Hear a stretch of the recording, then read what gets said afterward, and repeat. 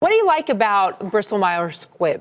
Well, look, it's trading at 12 times next year's earnings. Let's start with the fundamentals. You're getting a 3.5% dividend yield, but I think they have one of the best pipelines of any of the pharmaceutical companies. And as we move into a population and a demographic that just continues to get older, continues to live longer, we're going to be more dependent on these companies than ever as a society. In general, you're really hot on the healthcare sector. Is it because right now it's affordable? It's starting to become affordable. There's, everyone's still trying to work through how affordable it really is. But I'm focusing on the demographics, on the cash that all these companies have. You're going to start seeing acquisitions such as this one, and you're going to also see more support politically than we've ever seen.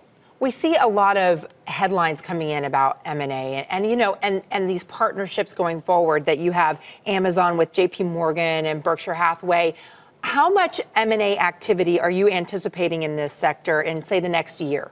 Well, that's a great question. I'm surprised we haven't seen it already, but we're expecting a lot of M&A. They're trying to figure out what to do with the cash that they have. They're all making money. They all have very strong balance sheets.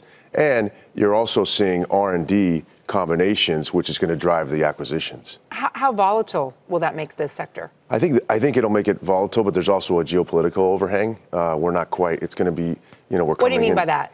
There's so much talk about healthcare, about Democrat, Republican, who's on which side, and you're going to see it become very prevalent in the 2020 election. Let's talk a little bit about the tech sector.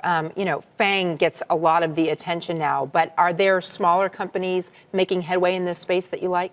Look, I don't know if they're smaller companies, but I think people are more focused on what we call tech value, where it's the fundamentals that are going to drive it. The cloud is becoming super prevalent in our world, and it's going to not only help with military, but it's also going to help with the development of our technology world it's the middle of something that's changing the whole world. Facebook's really coming under a lot of fire, and today you have competing headlines. On one hand, you have Zuckerberg saying, look, we're going to focus more on private chat. And then on the other hand, you have these advertisers criticizing the business model for Facebook. Where do you think that this space is heading?